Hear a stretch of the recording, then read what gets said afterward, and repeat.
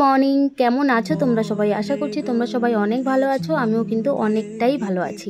আজকে আবারও তোমাদের সবার সাথে নতুন একটা ভিডিও শেয়ার করার জন্য চলে আসলাম। আজকে হচ্ছে জগন্নাথ পুজো, তাই সবাইকে জানাই শুভ রথযাত্রার অনেক অনেক শুভেচ্ছা। এখন আছি আমি আমার এটা মাসি বাড়িতে, আর এখান থেকে আজকে যাব হচ্ছে মামা বাড়িতে। কারণ তোমরা তো জানোই যে আমার মামা বাড়িতে কিন্তু প্রতি বছরই জগন্নাথ দেবের পুজো করা হয়।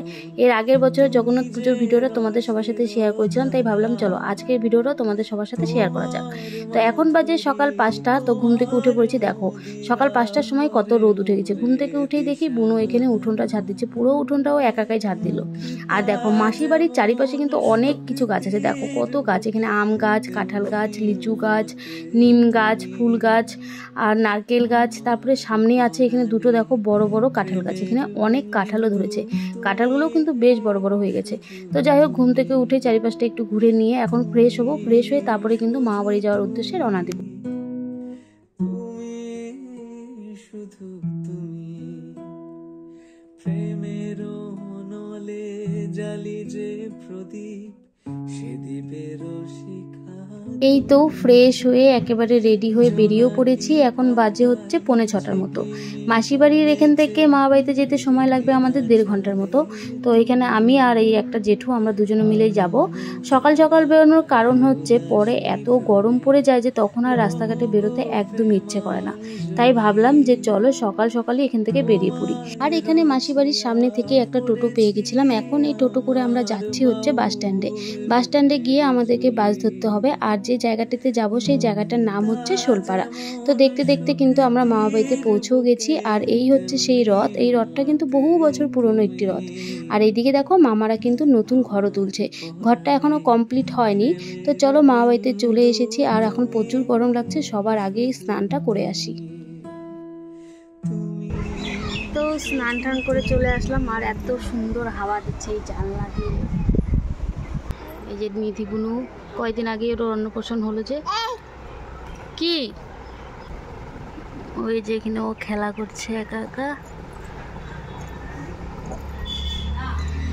দেখো দেখো পাল্টি খাওয়া শিখে গেছে গুনু। এই যে এদিকে এদিকে নিধি, নিধি তুমি একা একা উঠতে পারো? পারো তুমি একা একা উঠতে পারো? তুমি তাকালেই হয়ে যায় বোকা, ভিতু প্যাডেলে ছুটেছে। ঠাকুরের মোটামুটি সবকিছু গোছানো কমপ্লিট। আর ওদিকে খিচুড়ি রান্নাও শুরু হয়ে গেছে। আর এদিকে আমাদের ঘরে খাবার জন্য আলুর দম করা হচ্ছে।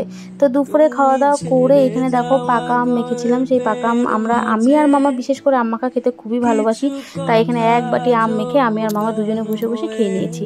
আর এদিকে এসে দেখি এদিকেও মোটামুটি খিচুড়িটা অর্ধেক হয়ে গেছে, মানে এখানে ভুনা খিচুড়ি করা হচ্ছে। ঢেউয়ে ঢেউয়ে নাও নাও না নাও, উজাড় করে নাও আমাকে, নাও আমাকে।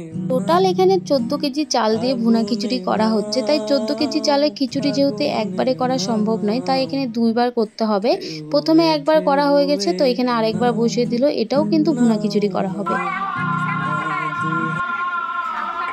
এখানে মামা হচ্ছে কুকিনা দিচ্ছে। এই যেটা হচ্ছে একটা দিদা আমার। তোমরা সবাই কেমন আছো? হ্যাঁ সবাই ভালো আছে। সবাই ভালো আছে? তাই বলো ঘুরে যেতে। খুব মস্তি রেডি। এই যে মাসে এখানে আলু ছুলছে। কি হবে আলু দিয়ে খিচুড়ি? আলু দিয়ে খিচুড়ি হবে একটা। ওখানে ভুনা খিচুড়ি হচ্ছে, আর এখানে এমনি প্লেন খিচুড়ি করার জন্য আলু ছুলছে। এইদিকে দেখো পুজো শুরু হয়ে গেছে। তো এদিকে সবাই পুজো করছে। আর এই পাশে হচ্ছে ভাই মেশো সবাই মিলে হচ্ছে রথটাকে দেখো সুন্দর করে সাজাচ্ছে। তো পুজো শেষ করার পরে তারপরেই কিন্তু রথ নিয়ে বের হব আমরা সবাই।